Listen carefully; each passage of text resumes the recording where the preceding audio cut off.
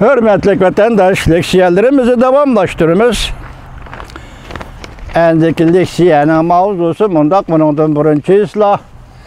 Bugün 2020 yıl 8. ayının 18. günü haftaga seyşembe.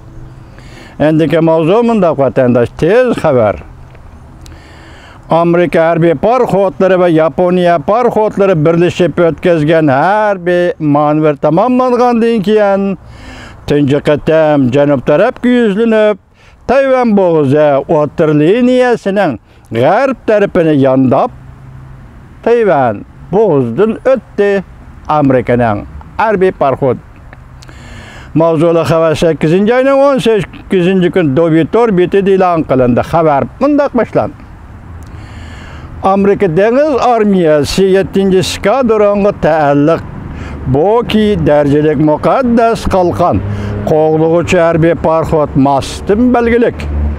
Parxod bugun 8. ayning 18. kuni tushdan keyin Tayvan bo'g'ozining o'tir liniyasidan bo'lib g'arb tarafga yondab turib, Tayvan bo'g'ozidan o'tdi.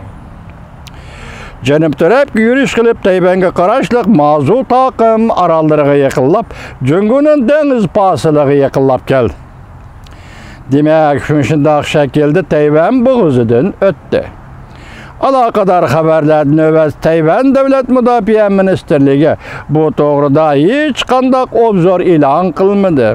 Lekin barliq ahvol tekshirish sistemlari orqali bizning egallab turishimiz doirasida deb ko'rsatdi.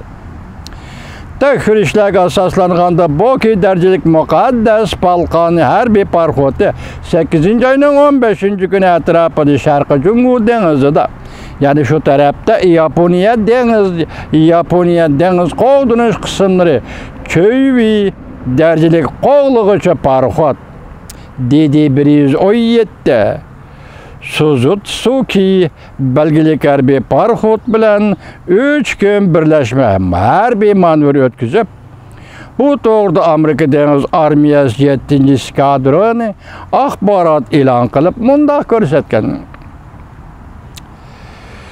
Bu qatimqi birlashma harbiy manevr Amerika Yaponiya hamkorligi orqali rayonning muqimligini davomli qo'g'dash to'g'risida bergan va'damizning bir qismidir. Yaponiya dengiz qo'g'dinish Liangfu belgilik harbiy parxodning birlashma mashq elib berishi, Amerika Yaponiya imzolagan ittifoqdoshlik 60 yil to'shqan kunlarda kuch oshkorlashni ko'rsatib berdi. Yana bir xabar, hurmatli vatandosh.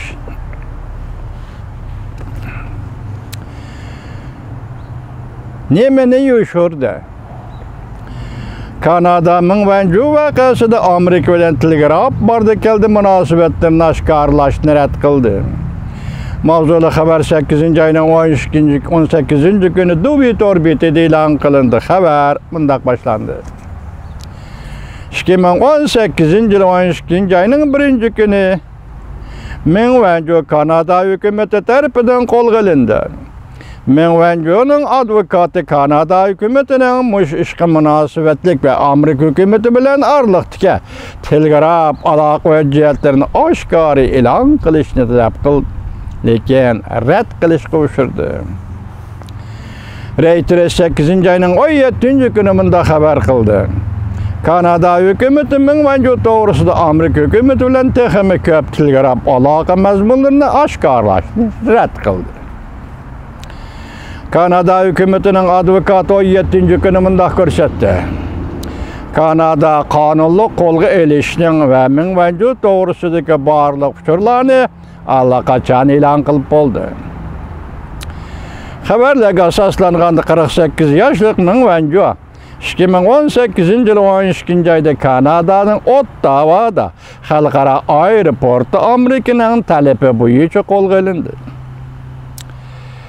Amerika ko'rsatgan sabab Mingvanjuning Huawei shirkati Iran bilan kasbiy aloqa munosabatlarida Huifeng bankasini aldamchilik bilan aldab, Huifeng bankasi davlat Huawei uchun ko'p Huifeng bankasi davomli Huawei uchun ko'p xizmat qildi. Amerikaning İran'ı import qilish siyosatiga xiloflik qildi deb ko'rsatgan sababdor. Amerikaning yangi import siyosati balki eng yomon oqibatlarni elib keladi. Amerika matbuotlari mundaq dedi. Huawei şirketi ajallik zarbaga uchrashi mumkin. Mavzular xabar 8 ayning 18 kun Twitter betida e'lon qildi.